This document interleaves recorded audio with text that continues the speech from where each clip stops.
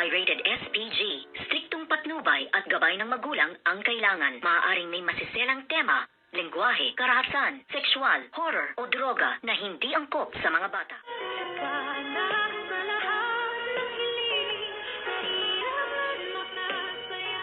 Good morning and welcome sa aking munting channel. Dumating na nga ang pinakahihintay ng lahat, ang pagsabog ng katotohanan na si Moira ang siyang mastermind.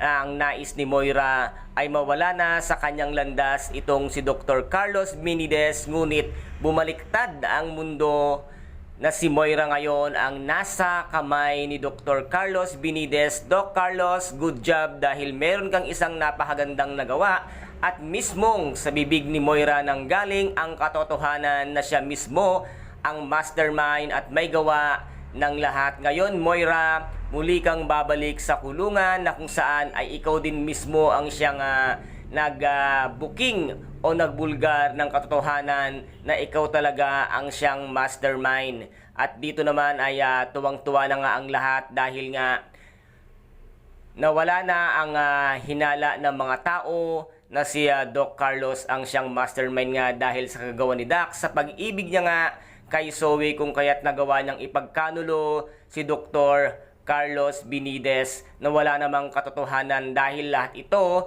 ay minapula lahat ni Moira para mapawalang sala siya at magawa niya ang kanyang nais. Ano rin kaya ngayon ang gagawin naman itong si Justine? Ngayon nga nabuking na rin na hindi naman pala si Miss Giselle Tanyag ang nag-text dito nga kay Miss Lynette Santos at sino ang huling humawak nga ng kanyang cellphone. At dito ay nasabi nga nitong si Miss Giselle nakabibigay lang ng kanyang cellphone ni Justine. At dito naman ay naghihinala na naman lalo itong ating bidang si Dr. Annalyn Santos na si Justine ang may hawak nga ng cellphone ni Miss Giselle Tanyag at hindi nga malabo na si Justine din ang nag-text kay Miss Lynette Santos na muntik na ngang mapahamak at nang dahil nga sa kagustuhan ni Moira nasundan nga ni Doc Carlos itong si Miss Lynette Santos para nga magawa niya ang kanyang mga nais na mawala sa kanyang landas itong